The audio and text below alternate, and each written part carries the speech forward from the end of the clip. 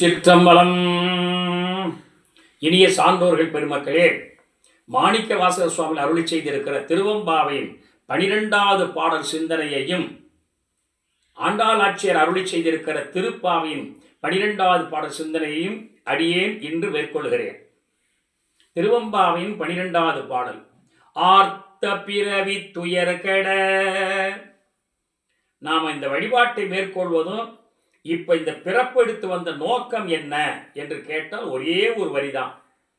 கிருபானந்த வாரியார் சுவாமிகிட்ட போய் ஒருத்தர் கேட்டார், நான் ஏன் இந்த பிறப்பெடுத்து வந்திருக்கிறேன்? உடனே அவர் பதில் சொன்னார் ஒரே வரியில, இனி பிறவாதிருக்க பிறந்தாய். அவ்வளவுதான். நாம ஏன் பிறப்பெடுத்து வந்திருக்கிறோம்னா, இனி அடுத்து பிறப்பு எடுத்துக்கொண்டு வருவதற்கு இல்லை. எல்லா பிறப்பும் பிறந்திழைத்தேன் எம்பெருமான் இந்த மாணிக்க வாசகரே சிவபுராணத்தில் பாடுகிறார். அதனால வந்து பிறந்தாச்சு, இனிமேல் பிறப்பு. இதற்கு ஒரு உதாரணம் சொல்றேன். இந்த ஆண்டு, இந்த கல்வி ஆண்டு 2025-2026 ஆண்டில் ஒரு மாணவன் 10ஆம் வகுப்பு படிக்கிறான் என்றால் என்ன பொருள்? ஏன் படிக்கிறான்? இனி இந்த ஜென்மத்தில் 10ஆம் வகுப்பு படிக்காமல் இருக்க படிக்கிறான். அதான இந்த ஆண்டு படிப்பினுடைய நோக்கம், வெற்றி பெறுதல். அதுபோல மனித பிறப்பு எடுத்து வந்த நாம் எதற்காக? இனி இந்த பிறப்பு எடுக்காமல் பிறவா நிலை பெறுவதற்காக சொல்றார். ஆர்த்த பிறவி துயர்கட நாம் ஆர்த்தாடும் தீர்த்தன். சுவாமியையே தீர்த்தமா சொல்றார். அவரு நமக்கு தீர்த்தனா அமைஞ்சிருக்கிற. எப்படி? நம்முடைய உலகத்தில் இருக்கிற தீர்த்தங்கள் எல்லாம் சாதாரணமான அழுக்க போக்கும், உடல் அழுக்க போக்கும். இந்த இவருடைய தீர்த்தம் எப்படி விடு? ஆணவ மல அழுக்க போக்குவார் சொல்றார்.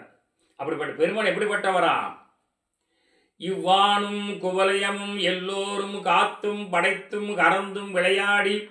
இந்த பரமேஸ்வரன் படைத்தல், காத்தல், அழித்தல் என்ற மூன்றையும் செய்கின்றார். ஒருவரே செய்கிறார். முத்தொழிலையும் செய்கின்றார். முத்தொழிலுக்கு மேற்பட்டவர். எப்படி என்று கேட்டால், இப்போ அவர் படைக்க பிரம்மாவை நியமிச்சிருக்கிறார், காப்பதற்கு திருமாலை நியமிச்சிருக்கிறார், அழிப்பதற்கு ருத்ரனை நியமிச்சிருக்கிறார். அழித்தல் என்றால் உடம்பை விட்டு உயிரை பிரித்தல் அர்த்தம், உயிரை அழித்தல் இல்லை. சரி, இந்த 3 பேரும் எப்படிப்பட்டவங்க?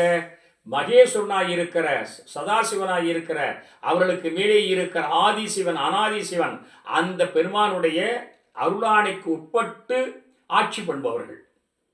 இவர்கள் முழுமையான உரிமை பெற்றவர்கள் இல்லை.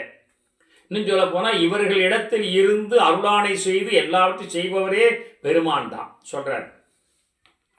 காத்தும் படைத்தும் கறந்தும் விளையாடி வார்த்தைகள் பேசி வளை சிலம்ப வார்கலைகள் ஆர்ப்ப. இந்த பெண்கள் எல்லாம் அப்படியே அந்த சுனையில் விளையாட வருகிற அப்பொழுதெல்லாம் நல்ல கை நிறைய வளையல வரைஞ்சிருக்கிறாங்க. எல்லாம் சங்கு வளையல்கள். அவைகளெல்லாம் நன்றாக ஆரவாரம் எழுப்ப சென்று நீராடுகிறாள். செய்து பொய்கை குடைந்து உடையான் பொற்பாதம் ஏத்தி இரும் சுனை ஆடேலோர் எம்பாவாய்.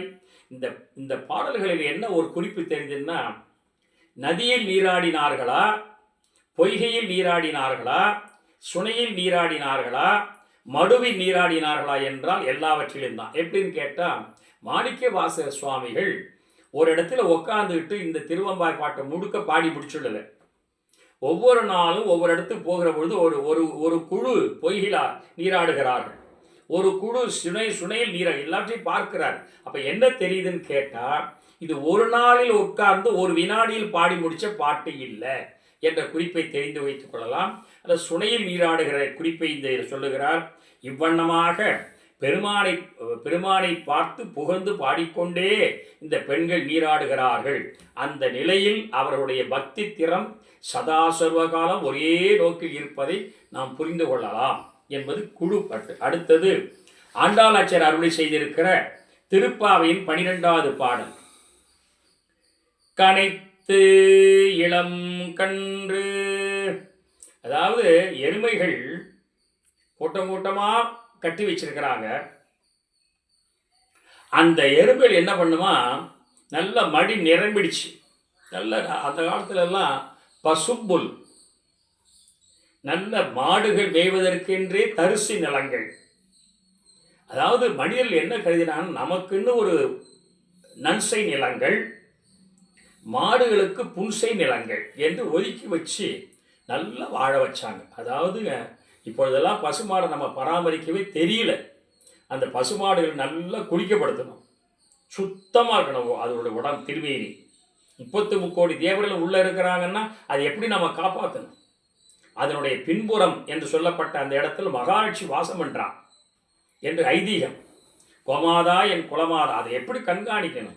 அந்த காலத்தில் அப்படி கண்காணிச்சாங்க. நீராடுவதற்கு, அது நல்லா குளிப்பதற்கு, அது நல்லா தண்ணீர் குடிப்பதற்கு, அது மட்டும் நல்ல மேய்வதற்கு புருசை நிலங்கள் நல்லா நிரம்ப வச்சுருந்தாங்க. அதில் என்ன பண்ணுவாங்க, இந்த எருமை மாடுகள்லாம் வந்து அப்படி வருந்த உடனே தன்னுடைய கன்றை நினச்சிக்குமா. அந்த கட்டினோடனே அங்கே மேய்வது அப்படியே பால் சுரந்து ஓடுமா. அது சொல்கிறார், வீட்டில் கொண்டாந்து எருமை மாட்டு பிடிச்சி கட்டினாங்க, இன்னும் பால் கறக்க இவங்க முனையவே இல்லை. ஆனால் அதை கன்றை நினச்சிது, அவ்வளோதான். அப்படியே பால் சுரந்து ஓடுதான், ஓடி அப்படியே வீடு முழுக்க நிரம்புதான். எழுதுறாரு பாருங்க ஆண்டாள் நாச்சியார். கன்றுக்கு இறங்கி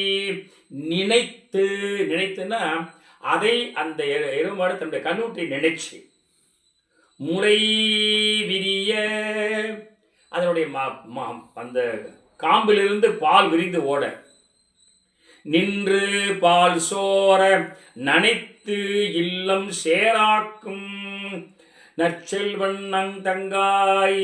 அப்படிப்பட்ட வளப்பம் பொருந்திய நீர்வளம், நிலவளம், மாட்டு வளம், பால் வளம் இவையெல்லாம் பொருந்தியிருக்கிற அந்த வீட்டில் வளர்ந்து கொண்டு வருகின்ற தங்கையே, அந்த இடையருடைய தங்கையே ஏச்சுவாமா என்று அழைத்தார்கள்.